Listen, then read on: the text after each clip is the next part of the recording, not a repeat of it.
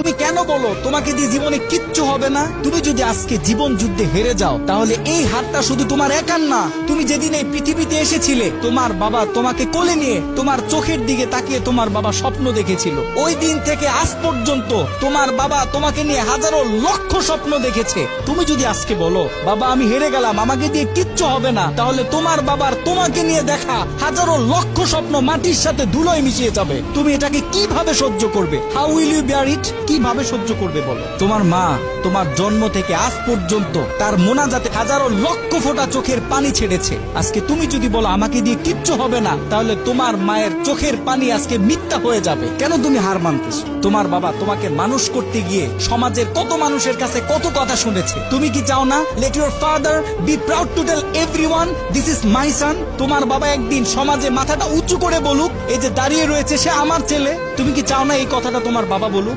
প্রত্যেকটা মানুষের জীবনে বিপদ থাকবে, বালা মুসিবত থাকবে। The life is not bed of roses. এই পৃথিবীটা ফুল বিছানো কোনো বিছানা নয়। এখানে প্রত্যেকটা মানুষকে সংগ্রাম করতে হয়, লড়াই করতে হয়, বারবার পড়ে যাওয়ার পরেও আবার দাঁড়াইতে হয়। জীবন যুদ্ধে হার মানলে চলে না। তুমি যখন বেশি বিপদে পড়ে যাবে, তোমার চতুর্দিক যখন অন্ধকার হয়ে যাবে, তোমার জন্য সব দরজা যখন বন্ধ হয়ে যাবে, তুমি যখন ডিপ্রেশনে পড়ে যাবে, জাস্ট ক্লোজ ইউর আইস, চোখটাকে বন্ধ করো, টেক এ ডিপ ব্রিথ, গভীর একটা শ্বাস নাও এন্ড রিমেম্বার ইউর প্যারেন্টস। তোমার মা বাবাকে স্মরণ করো। তুমি স্মরণ করো তোমার মা তোমার জন্য কি কষ্ট করেছে। তুমি স্মরণ করো তোমার বাবা তোমাকে পড়ালেখা করানোর জন্য, তোমাকে মানুষ করানোর জন্য কত কষ্ট করেছে। তোমার জীবনের সব থেকে বড় মোটিভেশন হচ্ছে তোমার মা বাবা। মা বাবা ছাড়া একটা ছেলে মেয়ের জীবনে আর কোনো মোটিভেশনের দরকার হয় না। আর একটা কথা খুব ভালোভাবে মেমোরিতে সেট করে নিবে, अगर आप जिंदगी में कुछ बड़ा होना चाहते हैं तो आपको सब्र करना होगा।